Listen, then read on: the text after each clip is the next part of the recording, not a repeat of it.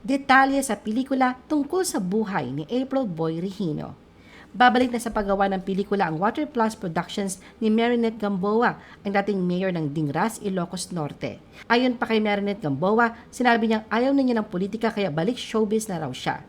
Gusto raw niya mag-produce ulit ang pelikula. Kabilang sa mga pelikulang iproduce niya ay Wag Dyan, May Kiliti Ako Dyan noong 2005 ng Baywalk Buddies. Itutuloy na raw niya ang matagal na raw nilang pinaplanong biopic ni April Boy Regino. Wala na nga yatang hindi nakakakilala pa kay April Boy Regino. Ang kanyang mga awitin, patok na patok sa masa. Ang ilan niya sa kanyang hit songs ay ginawa pang title sa mga pelikula. Trademark din niya ang pag-iikis sa mga kamay sa ere habang kumakanta ng sikat na sikat niyang kanta na di ko kayang tanggapin. At bago pa nga sumikat ang bigyan ng jacket yan, nagpapamigay na siya ng mga cap sa bawat TV guesting at concert performance niya. Si April Boy Regino ay ang nag-iisang pambansang idol ng masa. Pero taong 2005, nagretiro si April Boy sa showbiz at nag-migrate sa Amerika. Hanggang 2009 napabalitang may prostate cancer siya. Na-diagnose din siya na may diabetes kung saan ikinabulag na kanyang kaliwang mata at ang kanang mata naman niya 50% na lang din nakakakita.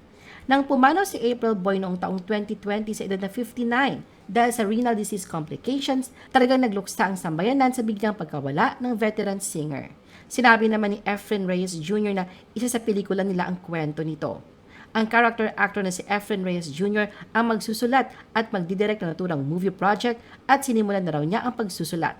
Ayon pa kay Efren Reyes, matagal na rin silang magkaibigan ni April Boy, sa Mindanao sila nagbonding.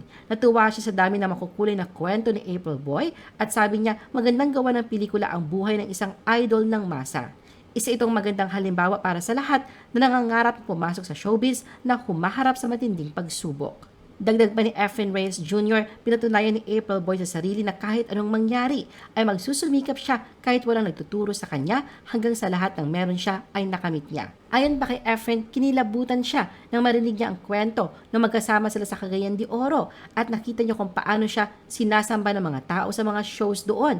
Kaya sabi niya, kailangan makita din ito sa pelikula. Itutuloy na raw nila ito ngayon dahil sa showbiz na magpo-focus si Marinette at magiging active na uli ang Water Plus Productions.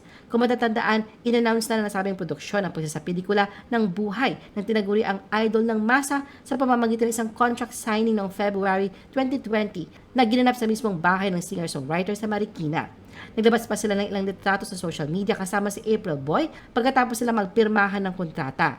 Wala pa silang maisip na magbida dahil balak nilang magpa-audition na gaganap bilang April Boy Regino na edad 20s hanggang 30s at nasa 50s. Kailangan yung nakakakanta rin.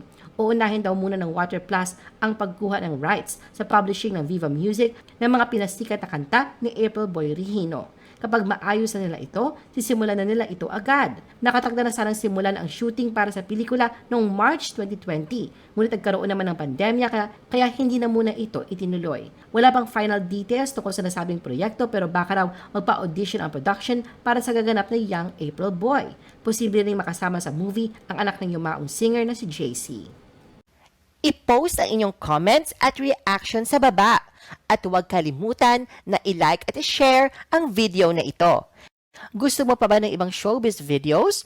Panoorin ang aming iba pang top viewed videos. Para sa aming mga YouTube viewers, pumunta lang sa description ng video na ito o i-click ang link sa itaas ng screen. Para naman sa mga Facebook viewers, ay maaari ninyong hanapin ang mga link sa comment section ng video.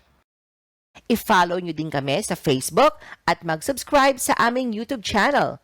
Thanks for watching!